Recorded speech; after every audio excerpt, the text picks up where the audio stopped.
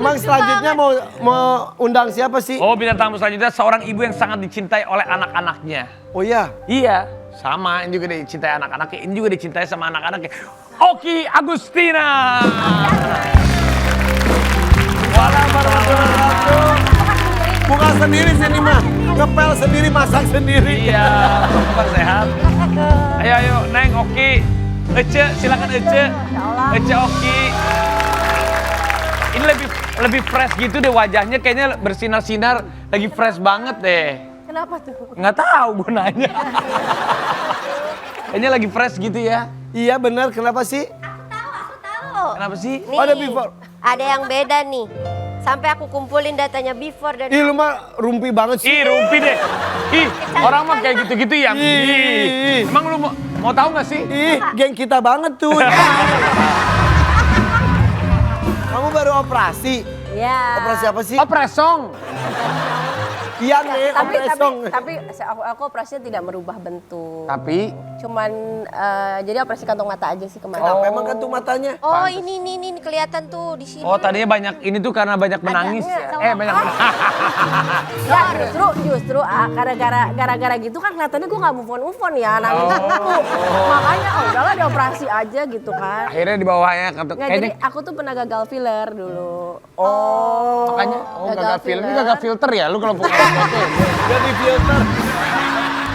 Gagal Aku filler. pernah gagal filler. Terus jadi kalau misalnya ketawa tuh dia pasti gede di sini. Iya. Dia kan Jendol, kayak jendol. jendol kan jadi kayak orang nangis mulu. Tapi kalau operasi biasa nagih tahu ya kan? Iya. Habis ini ke sini Enggak, kapok.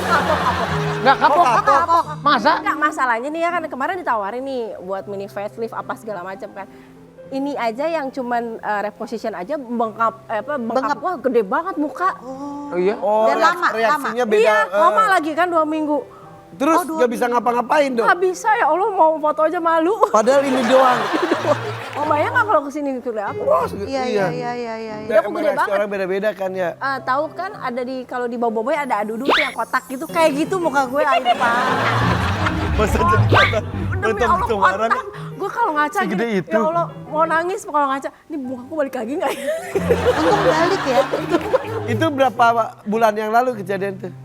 Pas puasa kemarin. Oke, niatnya lebaran udah celing. Ternyata udah celing. Efeknya lebaran pikir kotak-kotak. Dipikir ketupat ternyata banget.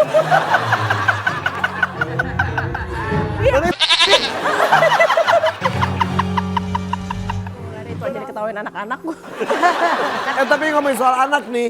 Nih ada video statement dari salah satu anaknya yang mengejutkan. Apa Nih. tuh? Oh, ternyata Desa tuh selama ini memendam itu. Betul. Cerita nggak ke ibu, Cerita. mama atau panggil? Bunda. Ke bunda cerita nggak? Cerita gitu kadang kan aku selalu bilang Kak gimana pun ayah kamu gitu cuman kan kalau dia masih mungkin ada luka trauma zaman dulu kan jadi ya aku nggak bisa maksa kamu harus baikan sama ayah sekarang ya dengan berjalannya waktu ya akhirnya dia damai dengan diri dia sendiri. Dari umur berapa jadi dia tuh? 2009 tuh 5 tahun berarti.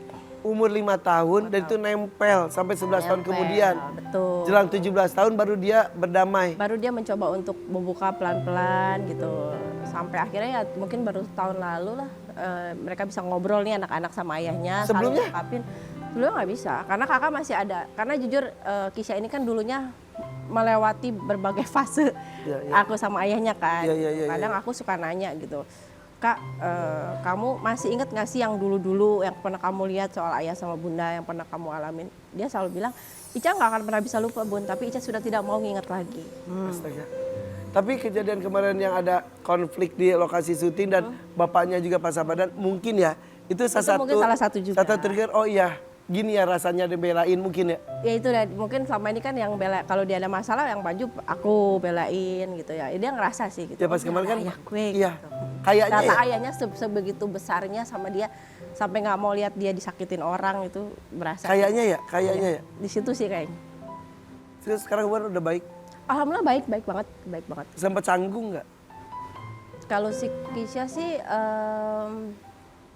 canggung pasti ada sih ya gitu. Kadang Kisha gini, dalam hal apapun tuh kadang kalau mau ngomong sama ayah itu awalnya sungkan, masih yang nggak enakan. Tapi alhamdulillah sekarang sih kalau ada apa-apa dia ceritanya kalau ke aku sama kayaknya juga. Akhirnya. Akhirnya Sebelumnya tapi masih cerita ke bundanya ya? selalu ke aku. Pernah sampai ke psikolog itu gak sih? Untungnya enggak. Untungnya enggak karena Kisha ini mungkin tidak pernah mendem tapi apapun dia selalu cerita ke aku. Gitu. Jadi kalau dia capek di lokasi syuting, dia kesel sama apa, selalu cerita ke aku gitu. Dan dia hanya bercerita, kadang-kadang aku malah diomelin. Kita kan kadang-kadang mak-mak gini ya, anak cuma cerita kita ngasih masukan. Bun, Ica tuh cuma pengen didengar sama Bunda. Ica tuh bukan mau nanya solusi, cuma pengen didengar karena Bunda Ica tuh nggak punya siapa-siapa. Ica cuma punya Bunda. Gitu. Dia sedip itu ya? Ternyata. Gitu. Jadi kan sama ini kan nama ibu kan, karena kan kadang so tahu kan, maksudnya aku lebih karena aku ngerasa tahu.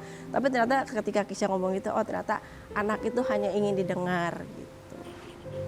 Dewasa ya dia tuh ya? Dewasa banget. Ya, alhamdulillah. Sayang banget sama mamanya ini. Ada bukti videonya nih. Mana?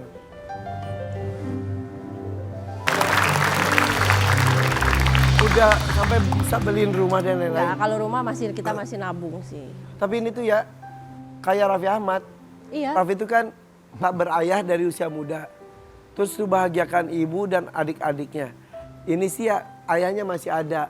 Tapi mungkin beberapa tahun berasa tak berayah buat dia. Iya, buat Mungkin dia. spiritnya sama kali kayak Ya, itu sama dia. kayak Keisha. Kalau Katanya emang- Keisha spiritnya waktu itu kan memang ayahnya kan mungkin Iya. hubungannya lagi nggak Lagi komunikasi. nggak baik. Tapi Keisha mau punya spirit untuk membahagiakan bundanya, adik-adiknya. Iya, betul. Nah itu sama spiritnya kayak waktu Iya. saya kehilangan ayah gitu. Udah mau kerja buat ibu dan Ya, tapi adik-adik. maksudnya gimana juga Mas Pasha tetap tanggung jawab. Iya sama maksudnya dari sisi kisahnya Kisahnya tuh gitu. berasa itu pada karena pasiennya kan tuh tetap dulu kan. kan begitu aku cerai sama ayahnya kan aku kerja lagi sendiri, terus ya anak-anak masih pada kecil. Waktu itu anakku yang Nasya aja saat bisa aja kan masih di perut.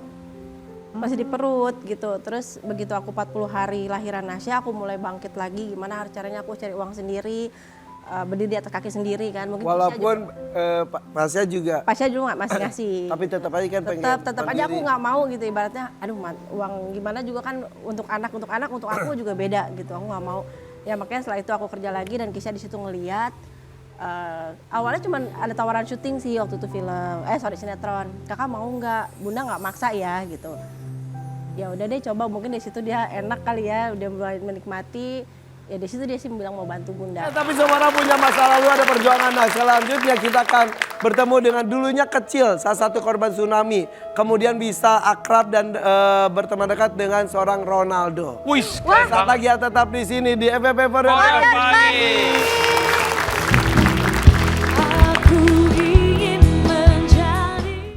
Orang tua kamu tuh Yang selamat cuma ayah, yang meninggal ibu, adik, dan kakak. jadi saat itu memang terdampar kondisi kebingungan, terus ada yang fotografer foto ya. Tapi tiba-tiba Ronaldo datang, dia memberikan semangat, memberikan kehidupan yang baru bagi saya. Sampai dikasih apa aja saat itu? Saat itu pernah dibeliin tanah.